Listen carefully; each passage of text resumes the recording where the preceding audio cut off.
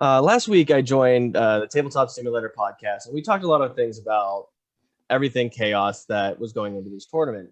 And as we were having these discussions, a random thought came to my mind, and it was ninth edition has seen the rise of Chaos Demons. Demons didn't really have much of a presence back in 8th. So, what happened with ninth edition that made us so strong? So, today, I've been joined by Legroom, and we're going to kind of discuss what made these guys so good now. So one of the big things that came out right before ninth edition was Psychic Awakening.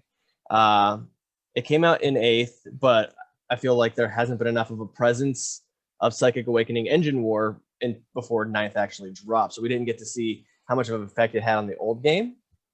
But we're going to take a look right now at the different factors that Engine War gave us, including the new stratagems and the exalted status of the Greater Demons.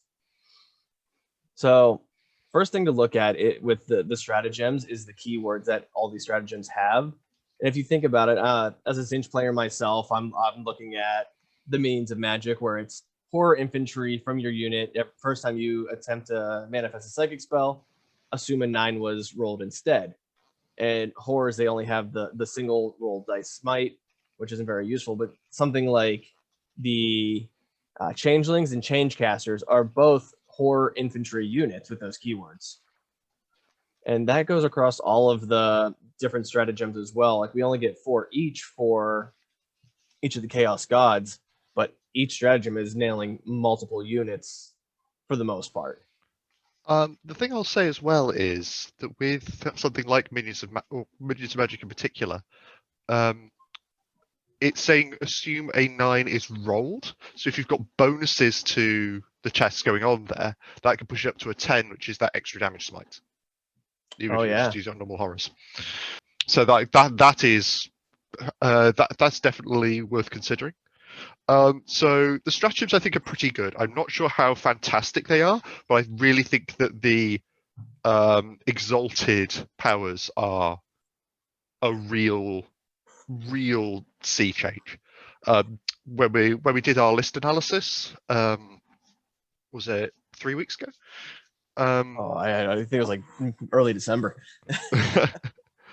Time is strange right now. When we did our list analysis, we saw a lot of exalted greater demons. We were looking at maybe 2-3 per list, and that tends to indicate that these things have a lot of flexibility and utility. You're seeing that many of them in that many places. Now, the exalted greater demon that we saw the most of was the Keeper of Secrets. Yes. And we saw some of them bring in 2 or 3 of them because you can use this amongst multiple greater demons. And the cool thing about this is whenever you're rolling, instead, if like say you roll 2 4s, it's not negating 1 or making you stack them. It's telling you to re-roll. So if you're doing the random roll to get 2 of them, you're always getting 2 of the 6. And there's really no bad exalted status abilities amongst them. So if you do want to go for the random roll, you're getting something good for the most part. I mean, there are some that are better than others in each of the tables, I will say. Some that work better with the core power set or with what you want to do with something like a greater demon. So a big based, hard hitting model, melee model largely. Some really good powers. There's some okay ones that might not be worth the command point expenditure. But if you're getting two okay powers is a pretty good space to be in. Yeah. Now you brought up there's some that are very much stronger that you might want to actually take a singular one. I mean, this brought forth the Indestructible Lord of Change. So you already have a 4+ invulnerable baked in, and then you go give him the Impossible Robe. And then you also have the exalted ability of the Aura of Mutability, giving him the 6-up Feel No Pain. Yeah. So he already has the 4-up invul. The 4-up invul, and then 6-up Feel No Pain, which if he succeeds on any, he gets wounds back after the attack's finished. We also have the option of the Soul Eater stave. Like all the greater demons also got new access to different relics as well. Lord of Change got the Soul Eater save, so every time that you roll 1d6 when a psychic power manifested by a model with this destroys an enemy model, so on a 4+, you gain another wound. This destroys a model. It's a model, not a Yeah, so you're going, you're throwing out a smite, maybe doing, or you've got multiple damaging psychic effects. If you do 2 mortal wounds to a thing, you're likely to be killing a model, 2 models. Right. Even if you're up against something like someone like thinking in terms of like really Custodes or Deathwing Terminators or whatever else, someone who's only got multi-wound models, it's not difficult to throw a couple of enough mortal wounds on a thing with a Lord of Change to get some wounds back. And one of the spells that they have is the Infernal Gateway, which is the spread effect where you hit the first model and then all units within 3 inches of that. Yeah. So if he's getting the +2 to the cast. With the unit coherency change, things are going to be a lot closer. Well, it's other units within 3 for that. So it's so it's trickier to get because it has to hit the closest model. So it's tricky to get that to set up to hit more than 2 units. But when that goes off, and bear in mind it's on, if you're doing it with the Lord Change, you're doing it with a model with like a 12-inch fly move. Yeah. You can really do some nasty things. But you only need to kill 1 model to start getting solely to stave wounds back. So it all kind of. He's at +2 plus that Infernal Gateway. If it's got the super gateway where it's a D6 if it's 12 or higher, I believe. So you have that chance of putting more mortals into that. Yeah, that's not.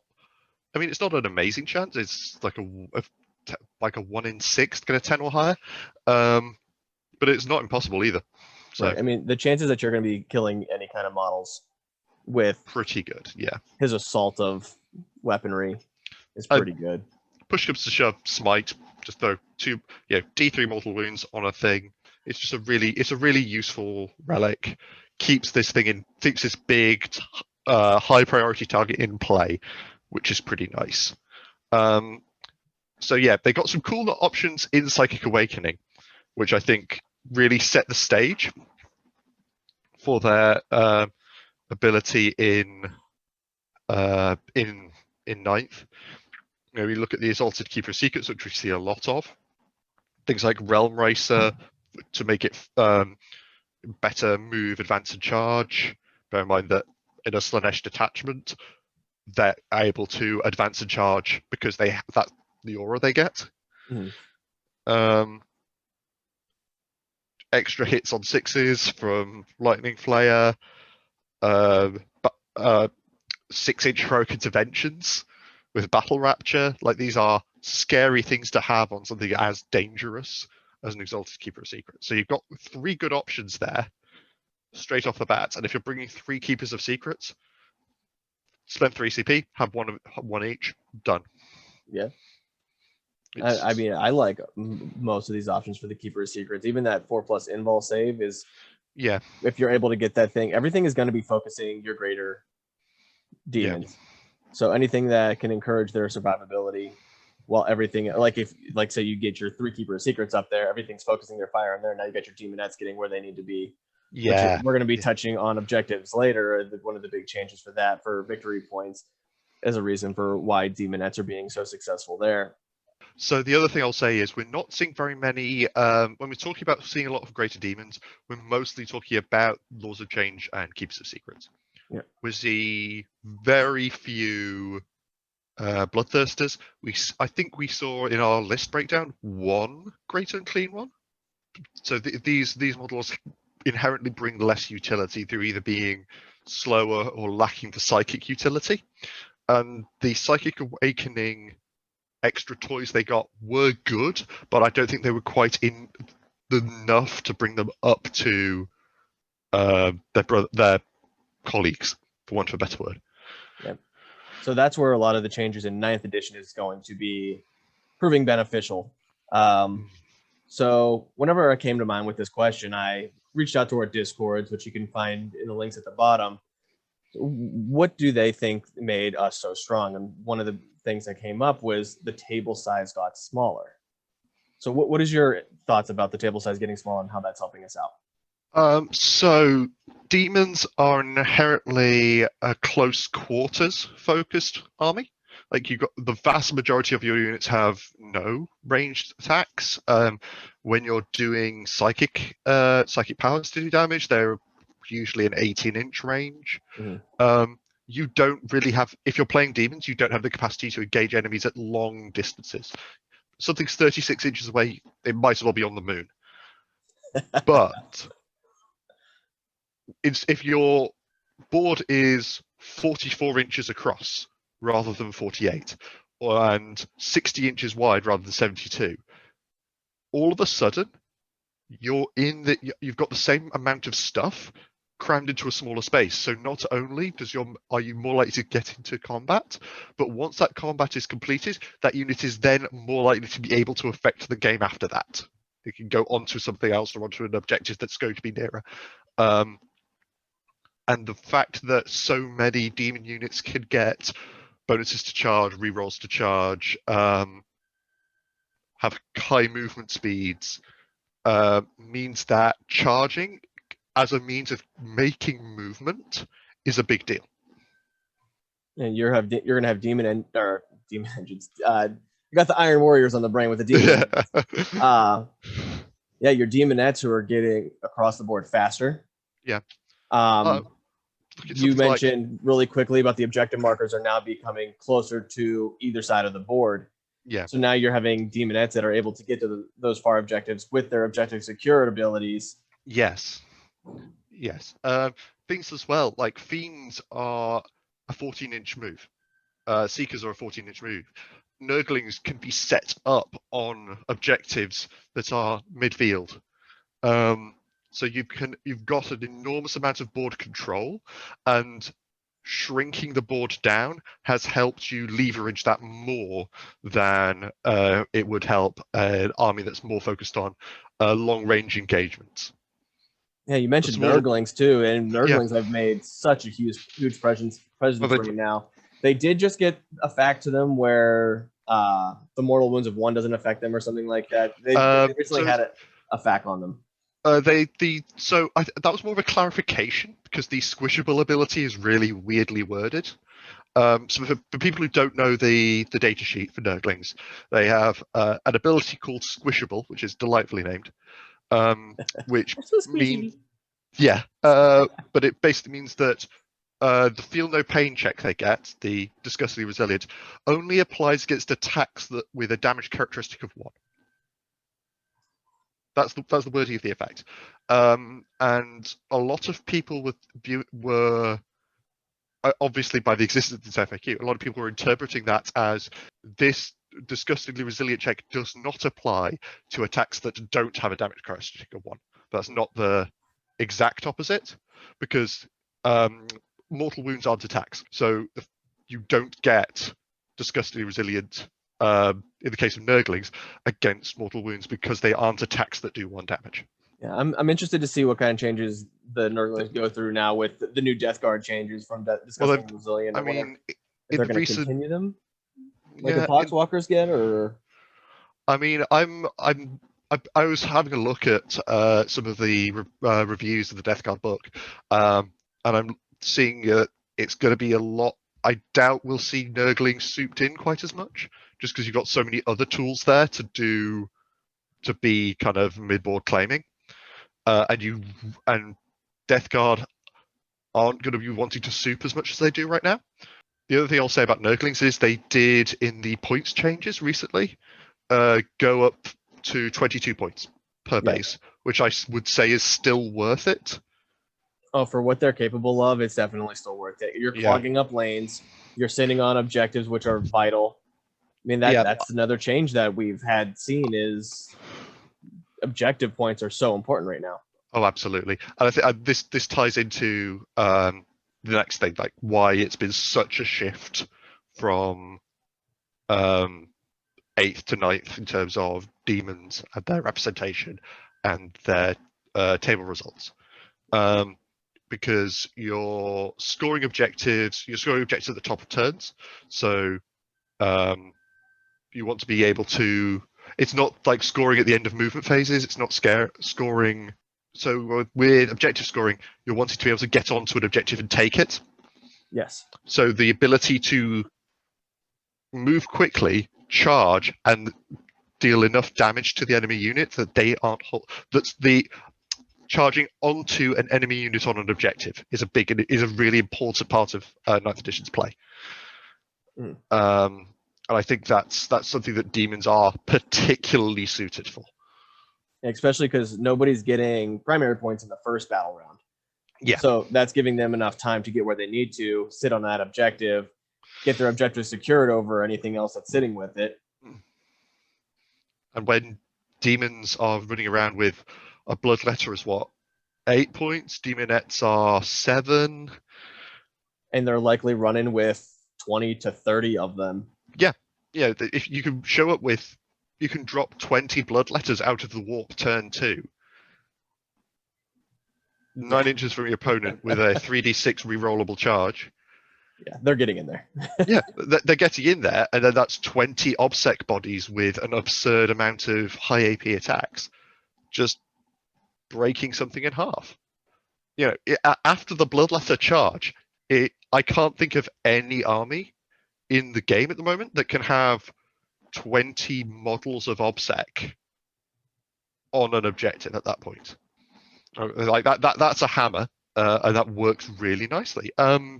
Something demons suit well at the moment. They have good cross-factional synergies. That might be shifting a little bit. I saw that the new Death Guard Demon Prince does not have the demon buffing thing anymore. It's just Death Guard core stuff. Yeah. So that might be kind of trying to dial that back a step, if only to make more variety in Chaos lists, which can only be a good thing. I mean, if you look at any other kind of Chaos Space Marine factions, they have the same thing where they're not able to buff the demons. So it's kind of on par with that. Like the demons were able to buff the Chaos Space Marines, but the Chaos Space Marines weren't able to buff the demons. So I think it was kind of leveling the playing field as far as that goes. Yeah. Oh, and like if you're looking at something like, because the most successful demons right now have shown to be Nurgle and Slaanesh as far as points goes, because since you're getting them in the second phase, Nurglings are already going to be getting you, because the objectives now are hold 1, hold 2, and hold more. Or some of them are hold 2, hold 3, but yeah. So being able to get to those objectives early, then having if you get Nurglings on to an objective with their high resilience, or getting your 30 demonettes that are going to have to be fought off of an objective, and you're getting to them to an objective turn 1, you're already getting the objective that's probably in yours. You're getting one that's in the middle of the table, and you're getting one of the 4 or 5 that are somewhere else. You're going to be getting 3 within your first turn. So that way, whenever your second turn comes around, you're going to be resilient enough to be able to keep that and hold that. Oh, absolutely. Something I've been doing recently on Tabletop Simulator is I've been running Chaos Knights with Nurgle Demons for objective control. And just being able to go, right, deployment, these 3 objectives are Nurgling dominated. If you want those objectives, you have to come to me and take those off me and dedicate efforts to doing that, rather than just showing up. That can really have control how enemies' movement is happening, how the enemy is prioritizing targets. It makes a big difference. We discussed it. We discussed in the list breakdown video how difficult it is for anti-infantry fire, what your traditional anti-infantry weapons, to take down Nurglings. Yes. Like it's something like 2 rapid-firing bolt guns to take a wound off a Nurgling, and then you have psychic powers to restore those. And as we pointed out before, if you're bringing one of the big exalted greater demons, now people have to try and figure out, okay, well, do I focus on this objective that's going to score me points, or do I focus on this gigantic beast who's going to be either buffing everybody around him or taking me out. Like, Well, which one's the bigger threat? and the Yeah. other side of that is if you're up against something like let's talk about that Exalted Lord of Change, right? 4+ invulnerable save, Exalted Lord of Change. If you're shooting multi-melters, las cannons, those types of weapons at him, he's going to be ignoring them half the time. Yeah. So you need to be using mass firepower, and some lists are going to be bringing, particularly these days, going to be bringing a lot of that kind of firepower, but it might not be enough to take it out round one, and that's the worry, right? So you're going to have to throw some of your small arms at it,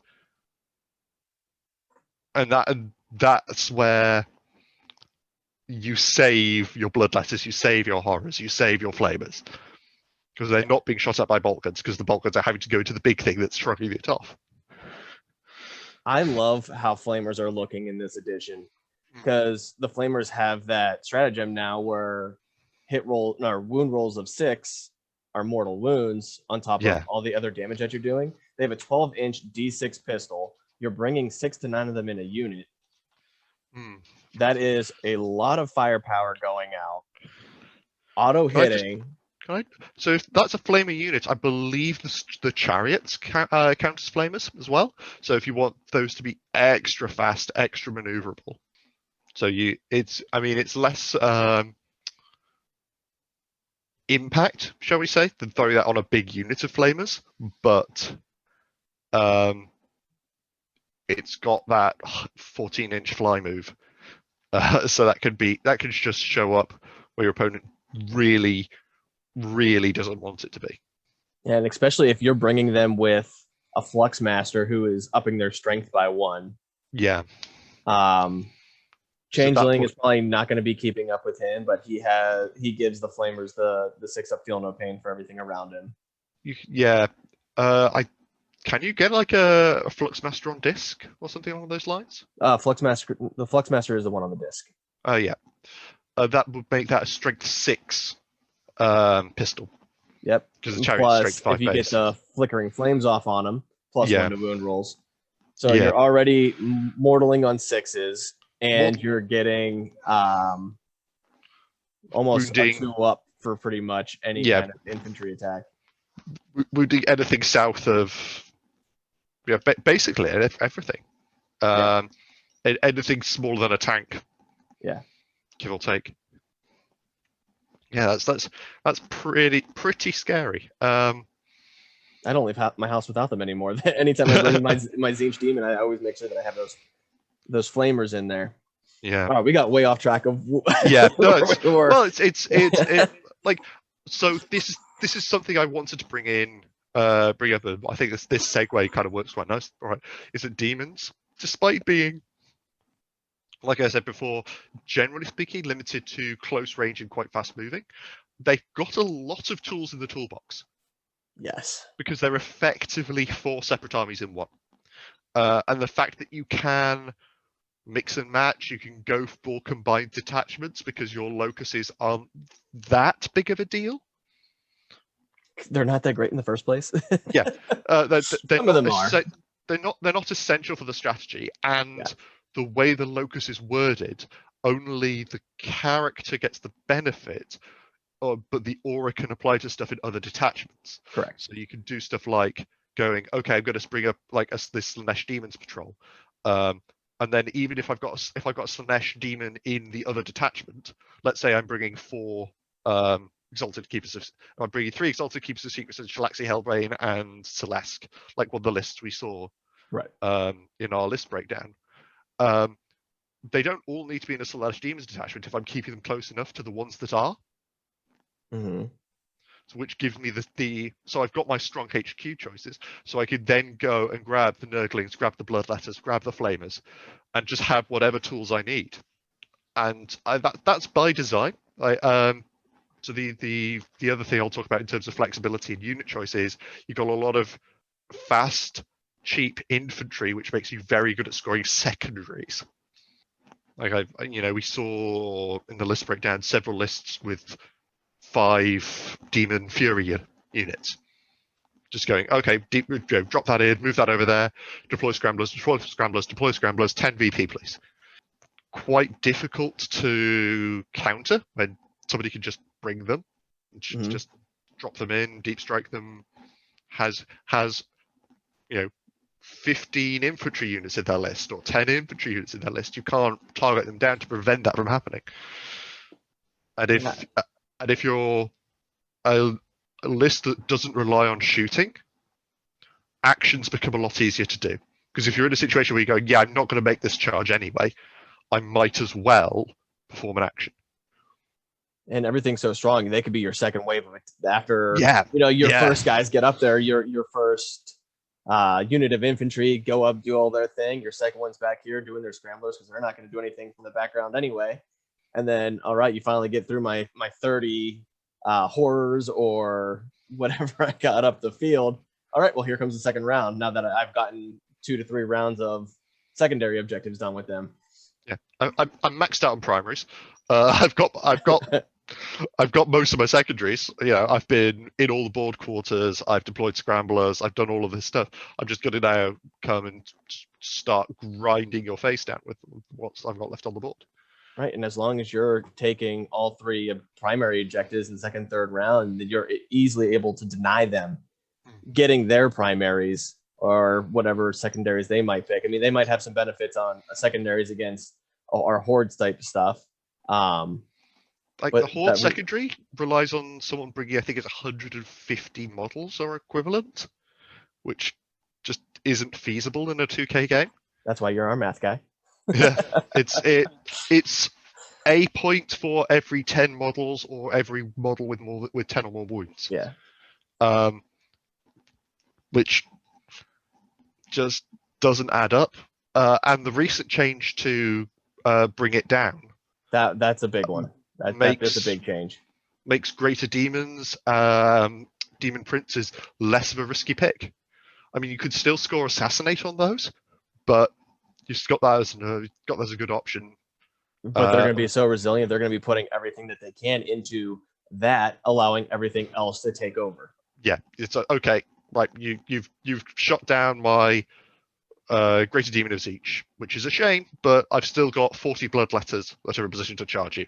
So, my demonettes are in the face of everything that's a threat on the side of the table. Whatever. Yeah, you're not doing anything. I've got that flank. I've got that flank. I've got the midfield objectives. What are you going to do? There's just so much board control going back to smaller tables. They're able to get to where it ties in. The fundamental changes that happened from 8th to 9th. And I will say, some of the changes that happened, particularly in combat phase stuff, did make life more difficult for demons. It's more difficult to trap units. Charging multiple units is more difficult. But the Overwatch change was big as well. Absolutely. Only one Overwatch. Yeah. Because that's that. When so many demon units have a threshold above which they go from being good to great, being able to keep your units alive and within that it's huge. Mm-hmm. And now they're having to make this decision of which threat do I want to Overwatch, because I'm not doing them both. And something I've done in the past is, I'll charge with something that is moderately scary. They might want to Overwatch, and they have to make the decision, do I Overwatch this or not? And if they decide not to, I might just not charge something else. Oh yeah, I've done that. Throw my Venoms in there, or my Venom Crawlers in there. It's like, all right, are you going to Overwatch me? Oh no, okay, well he's in there. Oh, my Defiler's close enough. He's going to get in there too, and that's when you really need to worry about. Yeah, well, if they Overwatch the second biggest threat, they're not Overwatching the biggest threat.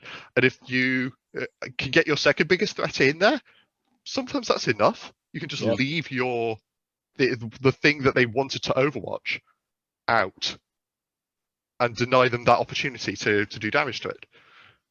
I mean, sometimes that's the right play, and that can be some real mind games.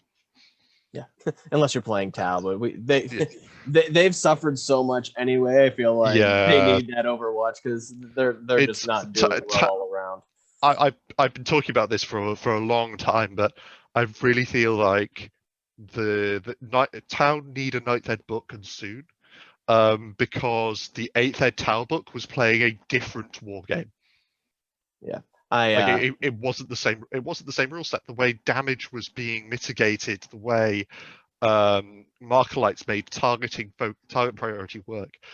They're playing a fundamentally different war game, and that made them not unbalanced but unbalanceable.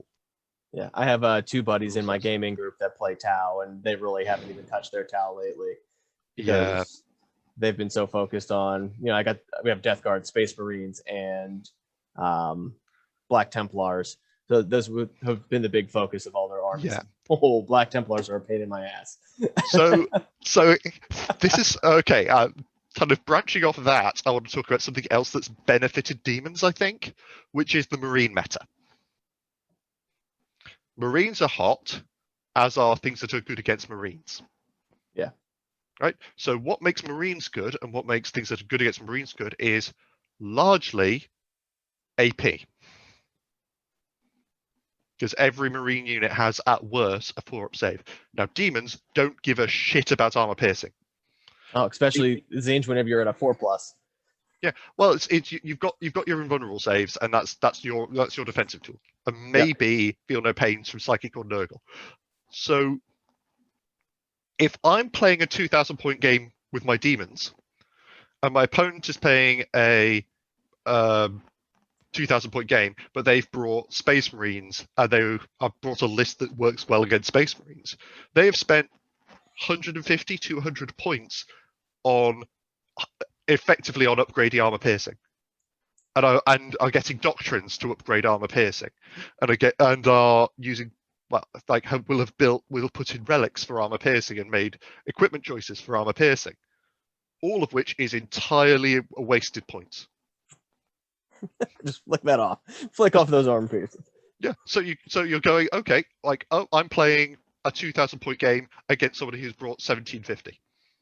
Because there's no difference between a meltagun and an autocannon in that, except the 10-point difference. Yeah. It's that is a big thing, and I think it's worth mentioning that you're not using armor saves, you're using invulnerable saves, and your army-wide invulnerable saves, and that fundamentally works well in a meta that is using a lot of high AP. I'm wondering now, seeing a lot of people are going to be shifting over to Death Guard now, is people focusing more now on mortal wounds. Yeah. So that might be a devastating blow to demons, all because of the shift of Death Guard and people trying to focus on taking down this Mortarion that has just gotten incredibly stronger right now. Oh yes, but the other thing I'll say is, if you're looking for an army that could pass out mortal wounds, demons is in your top 3. Yeah. Because basically every character you can bring is a psyker and can smite. You've got tools like the flame stratagem for adding mortal wounds to a whole bunch of different units. What else? You can really go ham with mortal wounds in demons and demon adjacent units. So I can see them doing well in a meta that's throwing out mortal wounds, because they're the ones throwing out mortal wounds. We're just the head of the curve. We're the Well, we'll see. We'll see going forwards, but I definitely think there's still that demons as they stand now still have legs. I think that they are vulnerable to points changes because they are reliant on like large squads of infantry coupled with big monsters, both of which tend to get hit pretty hard by points changes. It's not like they're doing a lot of mid-range stuff. But we'll see what happens, and maybe I don't think they're going to get a book too soon. There's not much stirrings about that. Demons are usually the last one on the list. I mean, whenever they were going through Psychic Awakening, they were the last one to drop. Yeah. They're usually the last things that you hear about. But maybe now that they are making such a scene. Yeah, it'll be on someone's desk, but I don't think they've got any. They're not Genius Seal Occults, they're not Tau, they're not sitting at a place where they really, really need a fundamental look at in terms of base mechanics. So I don't think they wouldn't be on my priority list in terms of books that need to be written. something that we keep mentioning is, spending command points on the exalted status, spending command points on these stratagems. I think another big change for 9th edition is getting a command point back at the beginning of your battle round. So now whenever we're making our lists, we're being a little bit more loose as far as giving out our command points to where we need them, so we can get our 3 command points or put 3 command points into 3 exalted greater demons. How many lists have we seen throughout that last tournament that we broke down where they were starting off 5 command points? Yeah, they're not overly command point heavy to play. Plus, you're still getting command points every round. Yes. So I think that's helping us out, where we can kind of divvy out our command points a little bit more liberally than we did before. Yeah, and whilst the command point changes in terms of list building, I don't think benefited demons disproportionately, because you've got good HQs, you've got good troops. So the old way of gaining command points per detachment rather than spending them did demons quite well. The new model isn't hurting them. They aren't in a situation where their troops are poor choices, or their HQs are way more expensive than they need to be. Yeah. So it's easy for them to go, right, we can show up with a battalion, 2 battalions, battalion under patrol.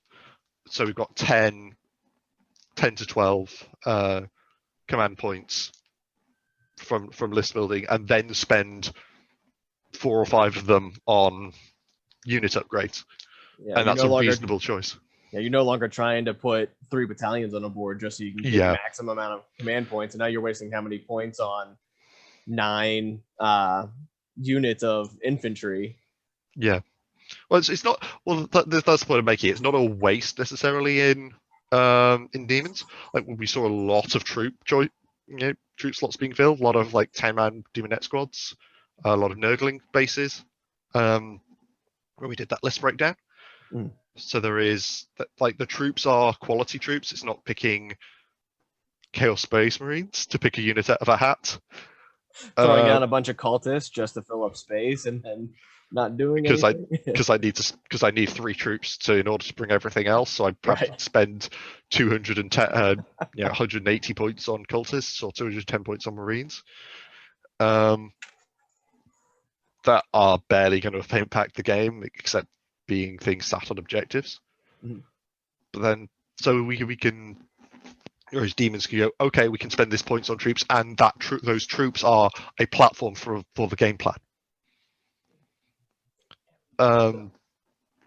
Yeah, no, but I think demons are in a good place right now. I'm interested to see how that changes as other things. I think demons are going to stay strong for a while, but they might not be the tippity top of tournament rankings forever, just as more books come out and things shift around. But I think that the early books coming out being so marine centric have kind of played into demon hands to an extent.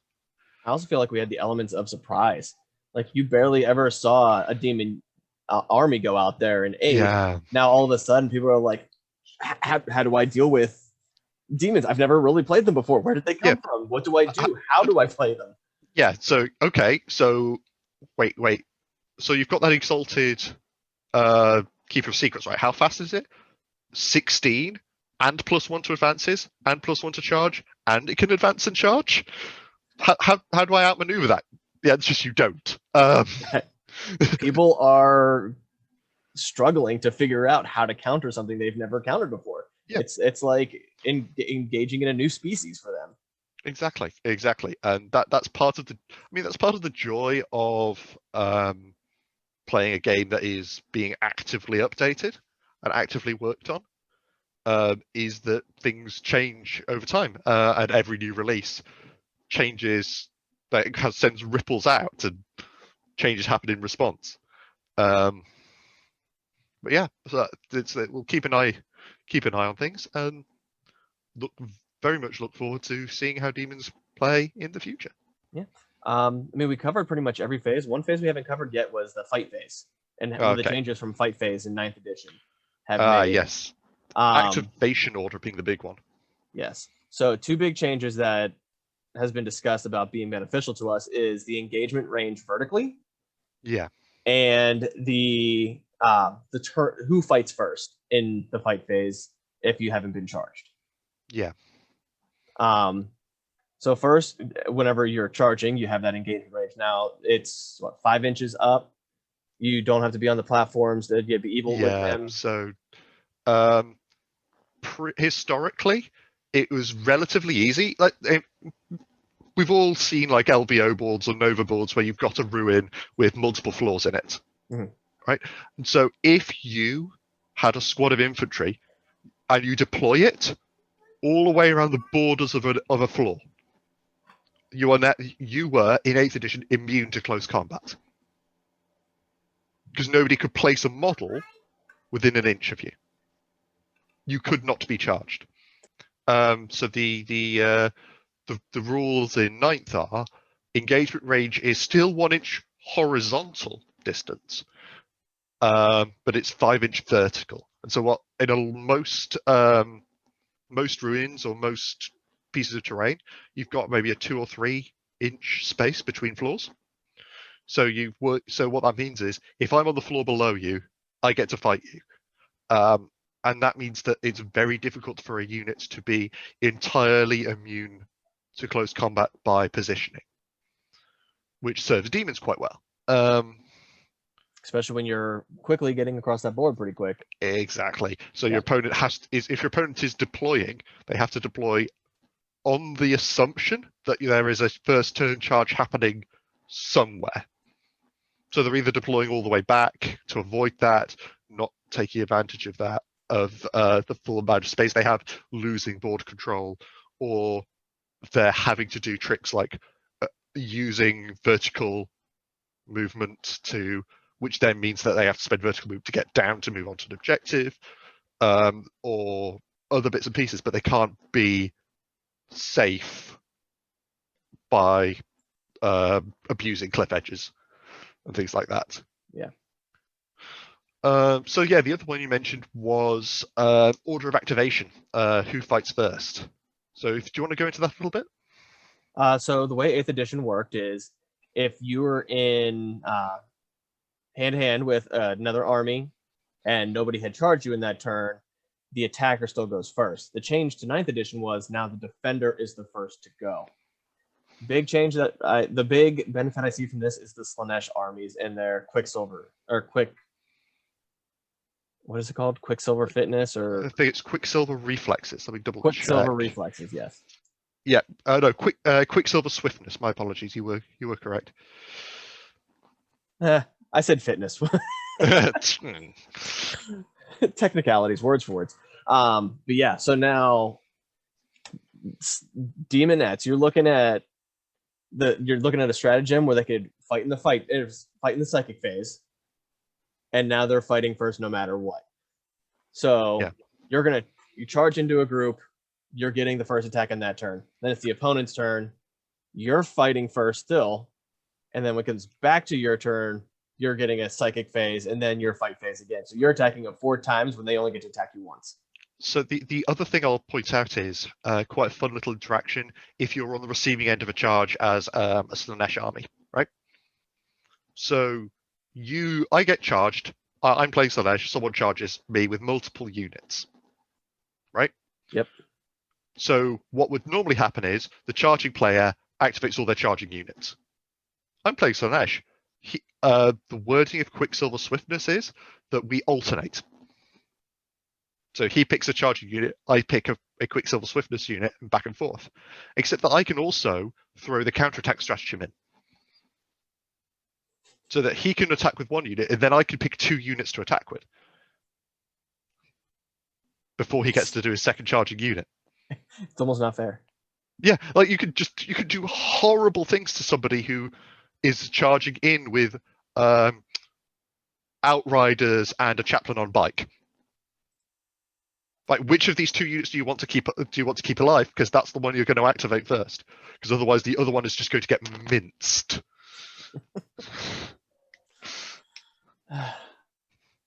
Yeah, there's so many changes in ninth that just made It's demons so little good. changes, but they add up. It's Right. huge. It's that coherency of all the rules together, Mm. like a web work.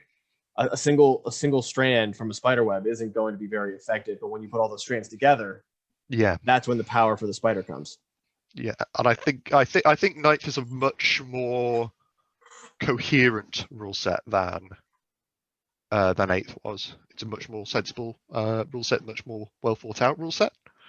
I'm enjoying playing ninth a lot.